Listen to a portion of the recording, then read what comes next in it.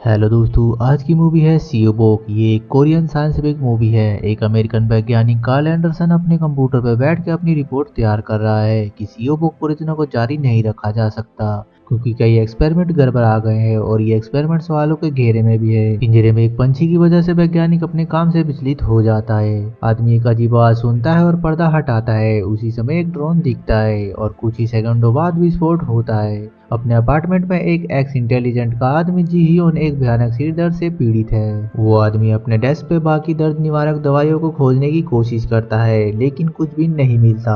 अब गवर्नमेंट के लीडर में से एक लैब के डॉक्टर से मिलता है और उसे बताता है कि एंडरसन के साथ क्या हुआ और ये स्पष्ट हो जाता है कि परियोजना तत्काल कहीं और मूव किया जाना चाहिए क्योंकि किसी और को इसकी जानकारी हो गई है। जी हियोन अपने दोस्त से मिलने हॉस्पिटल जाता है जो चुपके से उसे एक दर्द की दवाई देता है और एक बार उसे बिना बताए ना आने के लिए कहता है। वह एक तट पे चला जाता है जहां आसपास कोई नहीं दिखता और एक प्लास्टिक कप की मदद से दवाई लेता है। जब राहत मिलती है तो सो जाता है। उसके खिड़की पे नॉक करके उसे जगाया जाता है। कई सारे आदमी खुद को एक कार्यालय के कर्मचारी बताते हैं और बिना किसी सवालों के जवाब दिए जी उनको अपने साथ ले जाते हैं। अब उसको एक शिप में ले जाया जाता है जिसके अंदर एक गुप्त प्रयोगशाला छुपी होती है। लैब के हेड डॉक्टर सिन उसके प्रयोगों के बारे में बताते हैं लेकिन तब तक उसको कुछ समझ नहीं आता जब तक समुद्र के किनारे फ्लास्क पे रहने वाले एक लड़के को नहीं दिखाया जाता। पहली नजर में लड़का एक सामान्य इंसान लगता है। वो किनारे पे बैठा होता है और उसके कंधे पे एक पंछी बैठी होती है। डॉक्टर जी उनको बताता है कि ये एक यंग ड्राइवर के स्टीम सेल से बनाया गया क्लोन है लेकिन अब उसे शायद ही मानव कहा जा सकता है। प्रोजेक्ट के नाम पे ही उसको सीओबोक नाम दिया गया है। सीओबोक अमर है, इसे फिजिकली नष्ट किया जा सकता है लेकिन इसकी उम्र नहीं बढ़ती और इसकी लाइफ सामान्य रूप से खत्म नहीं होगी और इसकी विशेषता यह है कि इसके बोन मैरो किसी भी बीमारी का इलाज कर सकते हैं। जी हियोन को लड़के की रक्षा करने का काम सौंपा गया है। अमेरिकी वैज्ञानिक की मृत्यु के बाद लड़का उनका अगला निशाना है क्योंकि वो इस एक्सपेरिमेंट को खत्म करना चाहते हैं और खोज के सभी सबूतों को मिटाना चाहते हैं। डॉक्टर सीन वार्ड से कुछ कहते हैं और लड़का अपनी एबिलिटी को दिखाता है। उसके पास पत्थर इकट्ठा होने लगते हैं और एक भंवर जैसा कुछ बनता है।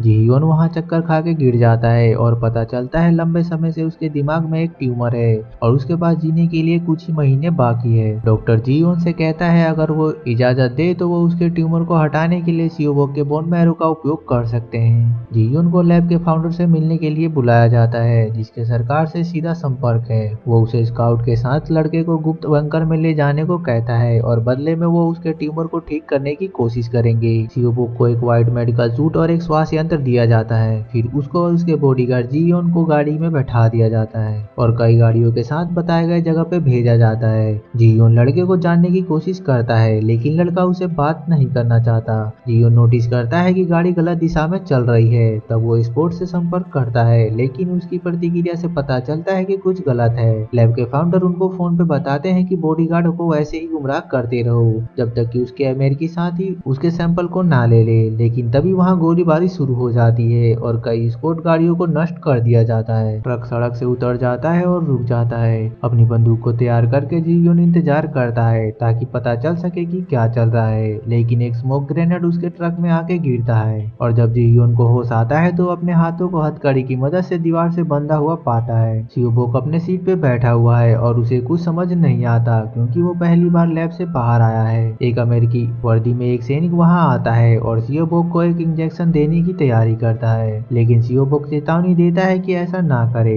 फिर अपनी शक्तियों का यूज करता है और उसको गाड़ी की दीवार से भिड़ा देता है। तब तक जीयोन भी अपनी हथकड़ी खोल लेता है और उसको बेहोश कर देता है। जब तक अन्य सैनिकों को पता चलता है कि कुछ हुआ है वो गाड़ी स्टार्ट करते हैं और दीवार तोड़ के वहां से भाग जाते हैं। उसे अभी भी नहीं पता था कि इन सब के पीछे कौन है। जियोन लैब के फाउंडर को फोन करता है और उसे बताता है वहाँ क्या हुआ और अपनी लोकेशन बता के आगे के निर्देश मांगता है। अब गाड़ी स्टार्ट नहीं होती इसलिए वो पैदल चलने का फैसला करते हैं लेकिन सीओबोक उसके साथ चलने से मना कर देता है जब तक वो नहीं बताता ये लोग उसके पीछे क्यों पड़े हैं और वो उस पे भरोसा क्यों करे। जियोन को बताना पड़ता है कि अब उसकी लाइफ उस पे डिपेंड है क्योंकि उसको ट्यूमर है जो उससे ठीक हो सकती है। अब दोनों चलते चलते शहर के बाजार में जाते हैं। पहली बार भीड़ भाड़ वाले इलाके में जाके सीओबोक खिड़कियों और किराने की दुकानों को देखता है और जीयोन उसको सामान्य कपड़े दिलाता है ताकि वो सब में अलग ना दिखे और उसको एक सुरक्षित जगह पे ले जाता है जहाँ से वो हथियार लेता है और वहाँ आराम करने के लिए रुकते हैं। जीयोन उसको नूडल्स भी खिलाता है जो उसको काफी पसंद आता है और वो खुशी से और मांगता है। रात में खाना खा के जीयोन उससे पता लगाने की कोशिश करता है उसे लैब में क्या पसंद है और पता चलता है लैब में सिर्फ डॉक्टर लिन से ही मिल पाता है और उसे अपनी माँ की तरह मानता है। इसके अलावा उसने कभी कुछ किया ही नहीं। मॉनिटर के स्क्रीन पे जीयोन देखता है कि लैब के लोग उसको लेने आ रहे हैं और जीयोन मदद की उम्मीद करते हुए दरवाजा खोल देता है, लेकिन तुरंत पता चलता है कि वो अच्छे इरादे से नहीं आए और उनका उद्देश्य लड़के को गायब करना है। जीयोन तुरंत लड़के के आगे आके उसको कवर करता है और लड़का अपनी पावर से गोलियों के सामने इनविजिबल दीवार बना देता है। बाद में जीयोन उससे लड़ता है और उन्हें मार देता है। जीयोन उनमें से एक का फोन लेता है और उनके बॉस को फोन करता है और उसे पता चलता है कि लैब का फाउंडर ही इन सब के पीछे है। तब वो उसके निर्देशों का पालन करने से इनकार कर देता है। फिर वो लैब में डॉक्टर को कांटेक्ट करता है और डॉक्टर उसे लैब में लाने को कहता है ताकि वो उसकी रक्षा कर सके, लेकिन जीयोन हर किसी पे शक करता है और नहीं जानता उसे आगे क्या करना चाहिए। वहाँ प्रयोगशाला में एक व्हीलचेयर पे एक बुढ़ा आदमी होता है जिसको अपनी रचना खोने का कोई इरादा नहीं है। ये वही है जिसने अपने जीवन को बेहतर और लंबा करने के लिए क्लोन का निर्माण को स्पॉन्सर किया। सियोबोक ने लैब में जाने से मना कर दिया और जीयोन को कहीं और ले जाने को कहता है। वो अपने जेब में पैसों का गड्डी दिखाता है और कहता है अगर उसने मदद करने से इनकार कर दिया तो वो अकेला चला जाएगा।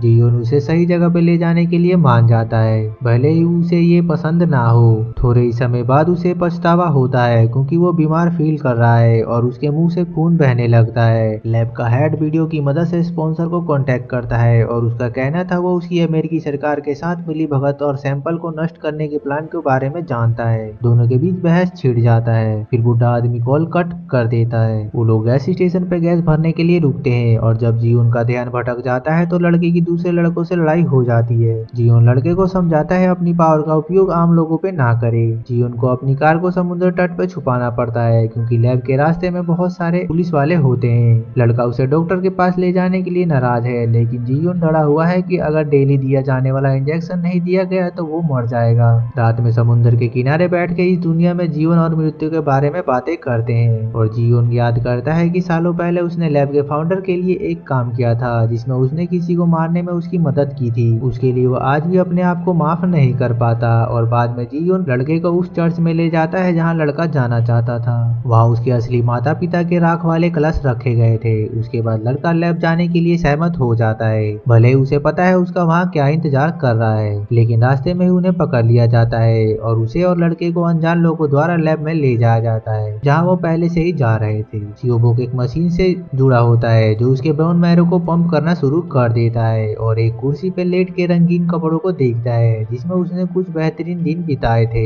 लड़का डॉक्टर लिन के साथ अपनी बातचीत को याद करता है और सोचता है अगर सामान्य व्यक्ति होता तो वो आज क्या होता। उसमें आने के बाद जीवन लैब में जाता है और पूरी प्रक्रिया को देखता है और डॉक्टर से लड़के के बारे में पूछता है। डॉक्टर खुश होकर बताता है वो अपने बाकी की जिंदगी बोन मैरो बनाने में ही व्यतीत करेगा। अब जीवन को ये बुरा लगता है और लड़के को छुड़ाने का फैसला करता है। लैब में लड़ाई शुरू हो जाती है जहाँ पता चलता है डॉक्टर लिन को उनके साथियों ने ही मार दिया क्योंकि उसने सियोबोक के प्रयोग को रोकने की कोशिश की थी। इससे लड़का इतना गुस्सा होता है कि डॉक्टर सिंह को मार देता है और बुढ़े आदमी को उसके व्हील चेयर के साथ एक छोटी सी गांठ में निचोड़ देता है और जहाज को बर्बाद कर देता है, लेकिन बाहर उसका इंतजार सैकड़ों सैनिक कर रहे थे। लैब के फाउंडर के इशारे पे वो सभी उस पे गोलियां चलाना शुरू कर देते हैं। बिना किसी परेशानी के सियोबोक उनकी सेना को नष्ट कर देता है और लैब के फाउंडर को भी मार देता है। लड़का और जीयोन अब वहाँ अकेले रह गए हैं। जीयोन उसे भाग जाने और अपनी जान बचाने के लिए कहता है, लेकिन सियोबोक का कहना था लैब ही उसका एकमात्र घर है और उसे कहीं नहीं जाना है और उसका शिकार कभी खत्म नहीं होगा। उसे ये भी कहता है कि वो उसके ट्यूमर को ठीक नहीं कर सकता और घायल सैनिकों को मारने की कोशिश करता है। जीवन रोकता है मगर वो नहीं मानता। जीवन समझ जाता है कि लड़का कैसा महसूस कर रहा है, इसलिए जीवन उसको गोली मार देता है और उसके शरीर को समुद्र के पास दफना देता है जहाँ पे वो हाल में ही अपने जीवन के बारे में बात कर रहे थे। जैसे ही सियोबोक जाता है एक सफेद पंछी उसके मकबरे पे बैठती है और मूवी यहाँ खत्म हो जाती है।